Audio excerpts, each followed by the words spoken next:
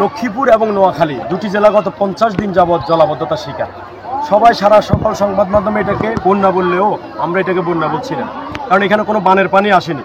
এগুলো দীর্ঘদিন ধরে টানা বৃষ্টির কারণে এই পানিগুলো জমেছে। এখন সেই পানিগুলো মূল লক্ষ্মীপুর এবং নোয়াখালীর যে ভূখণ্ডের মধ্য দিয়ে যে নদীটি গিয়েছে সেটি হচ্ছে ভুলুয়া নদী। এই ভুলুয়া নদী দিয়েই মূলত সবগুলো পানি নেমে মেঘনাতে মিশে। কিন্তু 50 দিন যাবৎ নারী পুরুষ আবাল বৃদ্ধা বনিতা সবাই জলাবদ্ধতা, তাদের পছন্দ ধরেছে। নারীরা বাসায় ঘুমাতে পারে না, বাথরুমে যেতে পারে না, 40 দিনের উপরে রান্না করা খাবার খেতে পারছে না। এমত অবস্থায় আমরা উচ্চ আদালতের দ্বারস্থ হয়েছি। এই নদীটাই মূল প্রবলেম এবং খালগুলো যে বেদখল হয়েছে এটা প্রবলেম। আমরা সেখানে আদালতকে বলেছি এটা যদি প্রশাসন দ্রুত এই অবস্থাকলগুলো, এই অপদখলগুলো যদি মুক্ত না করে তাহলে এই মানুষদেরকে জলাবদ্ধতা থেকে মুক্ত করাটা একটা অনিশ্চিত।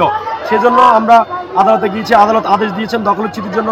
আজকে আমাদের এই রামগতি উপজেলা নির্বাহী ম্যাজিস্ট্রেট এবং এসিডেন্ট জনাব আবদুল্লাহ সাহেবের নেতৃত্বেই আজকে আমরা পুরো কয়েক হাজার স্বেচ্ছাসেবী এই এলাকার মানুষজন আজকে দেখছেন আপনারা যে আমরা পুরো খালটাকে অবৈধ বাঁধগুলো উচ্ছেদ করছি। এখানে মানুষ এখানে পোল্ট্রি মুরগের খামার দিয়ে ব্রিজপিন্ডের রাস্তা করে পচা নৌকাগুলো ফেলে ময়লা আবর্জনা ফেলে পানি প্রবাহে ব্যাহত হয় এরকম জালগুলো দিয়ে পুরা নদীর নাব্যতাকে নষ্ট করে দিয়েছে। এই কারণে মানুষগুলো জলাবদ্ধ। আজকে যদি আমরা এর মাধ্যমে এই অভিযানের মাধ্যমে যদি আমরা স্বেচ্ছাসেবক ভিত্তিতে এটাকে দখলমুক্ত করতে পারি তাহলে আশা করছি অচিরেই এই লক্ষ্মীপুরবাসী জলাবদ্ধতা থেকে মুক্তি পাবে। তবে আমার সরকারের নিকট একটা অনুরোধ থাকবে, সেটি হচ্ছে যত দ্রুত সম্ভব এই ভুলুয়া নদীকে একটি বড় প্রকল্প নিয়ে যদি খননের ব্যবস্থা করা হয় এবং এর বাইপাস যতগুলো খাল আছে এই খালগুলোকে যদি দখলমুক্ত করা হয় তাহলে লক্ষ্মীপুরে কখনোই এই জলাবদ্ধতা তৈরি হবে না।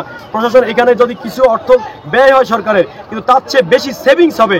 এই যে যেই পরিমাণ মানুষ এখন অসুস্থ হয়ে গেছে, সংক্রামক ব্যাধিতে আক্রান্ত হয়ে গেছে, পায়ে পচনের রোগে ধরে পড়েছে, এই মানুষ এইগুলোর পিছনে রাষ্ট্রের অনেক টাকা ব্যয় হবে। কিন্তু যখন এই নদীগুলোকে দখলমুক্ত করা হবে, পানি প্রবাহ থাকবে না, এই লক্ষ্মীপুর জেলার যে অপূরণীয় ক্ষতি হয়ে গেল 50 দিন ধরে, এরকমটা আর কখনো ঘটবে না। সুতরাং রাষ্ট্রকে একটা বড় প্রকল্প নদী খননের জন্য হাতে নেওয়ার জন্য অনুরোধ করছি। সবাইকে ধন্যবাদ। লক্ষ্মীপুর 24 বিশ্বজুড়ে লক্ষ্মীপুর।